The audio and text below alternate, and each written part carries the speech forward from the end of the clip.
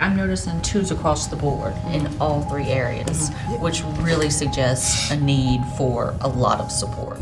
Data drives everything that we do. So which one you think is heavier? This heavier.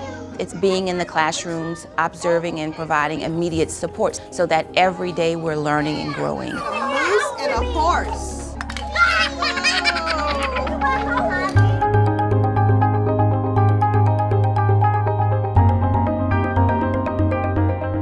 Educare is a network of early childhood schools. We have 23 schools in about 15 states.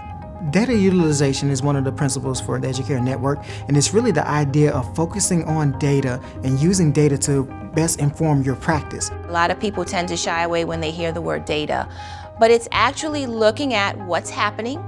We say that we're high quality, we say that we're ensuring that kids are kindergarten ready, but without that data, how would we be able to say that with accuracy?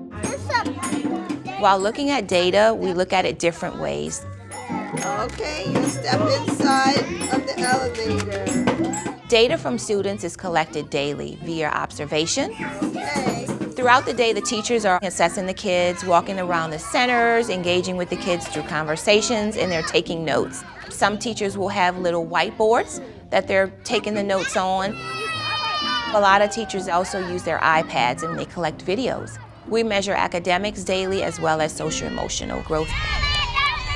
Data may look like how the child is able to manage their feelings. Data may look at the cognitive side of it. How is he doing with his alphabet recognition? How is he doing with his color recognition? How is he doing with his shape recognition? I have 10 toys. 10 toys. Wow, that is a lot of fun. Our classrooms, if you're walking by, it looks like a ball of fun. It looks like kids just running around, playing.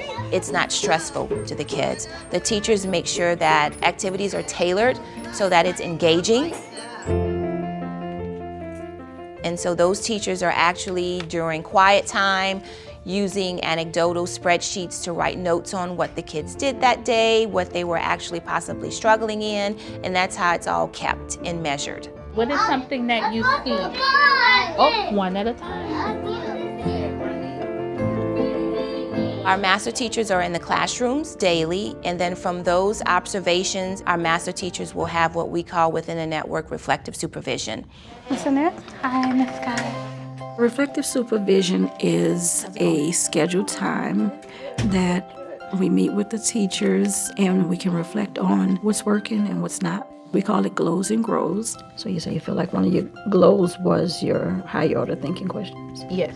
We talk about areas where you did well and what did that feel like for you and how did you go about accomplishing that, and maybe we can apply that strategy to improving in some of the other areas. What about your grows in that area?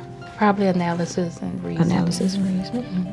They actually help me think about, I could have done this instead of that. It helps me see where they are and where they need to be. After I do this, maybe I can either write the questions on sentence strips and have them with me, in front of me during circle time. Okay. Reflective supervision is always done in a supportive model. Feeling good about it? Yes. We always say that it's never personal. Again, it's always about the kids and the families. All right, guys, so this data dialogue, we will focus on staff development. The leadership team, myself, along with my supervisors, we look at data and data dialogues. We talk about our class scores.